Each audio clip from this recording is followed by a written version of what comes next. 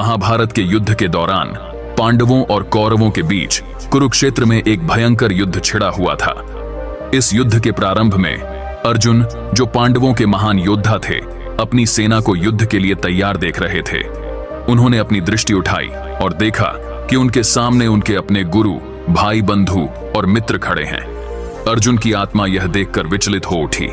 अर्जुन ने अपने सारथी भगवान कृष्ण से कहा, हे माधव, मेरे हाथों से अपने ही परिजनों का रक्त बहाना मुझसे नहीं होगा। यह युद्ध मेरे लिए अनैतिक प्रतीत होता है। मैं कैसे अपने गुरुओं और भाइयों का संहार कर सकता हूं? यह युद्ध हमें केवल विनाश और दुख ही देगा। कृष्ण ने अर्जुन की इस मनोस्थिति को समझा और मुस्कुराते हुए बोले, हे पार्थ, इस समय तुम्हारा मन मोह और अज्ञानता के कारण भ्रमित हो रहा है। जो तुम देख रहे हो वह मात्र एक माया है। जीवन और मृत्यु, सुख और दुख सब परिवर्तनशील हैं।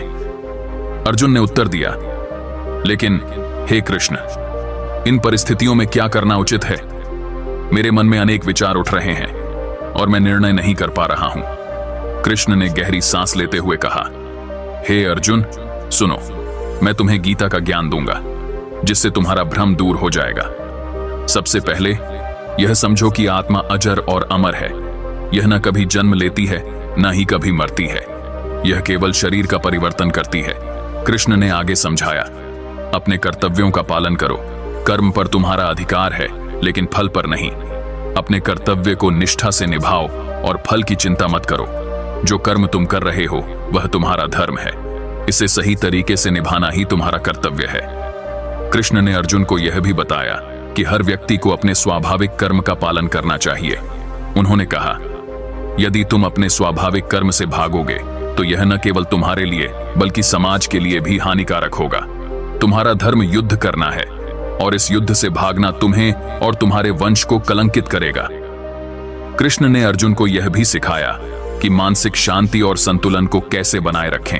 उन्होंने कहा, संसार में हर घटना, हर परिस्थिति एक प्रक्रिया का हिस्सा है। इसे समझो और इसे स्वीकार करो। अपने मन को स्थिर रखो और ओवरथिंकिंग से बचो। अर्जुन ने पूछा, हे केशव, यदि मैं अपने कर्तव्यों का पालन करूं और फल की चिंता न करूं तो क्या इससे मुझे शांति मिलेगी? कृष्ण ने उत्तर दिया, हां अर्जुन, जब तुम बिना किसी स्वार्थ के निष्काम भाव से अपने कर्तव्यों का पालन करोगे तो तुम्हें शांति और आनंद की प्राप्ति होगी। जीवन में संतुलन बनाए रखना महत्वपूर्ण है और यह संतुलन तुम्हें केवल कर्मयोग से प्राप्त हो सकता है। कृष्ण की बातों से अर्जुन का मन शांत हो गया और उन्होंने अपने संदेहों को त्याग दिया। उन्होंने कहा, हे गोविंद, आपकी बातें मेरे मन को शांति दे रही हैं। अब मैं अपने कर्तव्यों को बिना किसी चिंता के निभाऊंगा।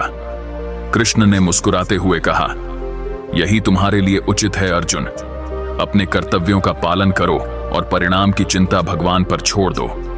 जब तुम अपने मन को स्थिर और संतुलित रखोगे तो तुम्हें किसी भी परिस्थिति में शांति और संतोष की प्राप्ति होगी। इस प्रेरणादायक कथा से हमें यह सीखने को मिलता है कि जीवन में आने वाली चुनौतियों और परिस्थितियों से भागना नहीं चाहिए। ओवरथिंकिंग से बचने का सबसे अच्छा तरीका है अपने कर्तव्यों का पालन करना और परिणाम की चिंता भगवान पर छोड़ देना।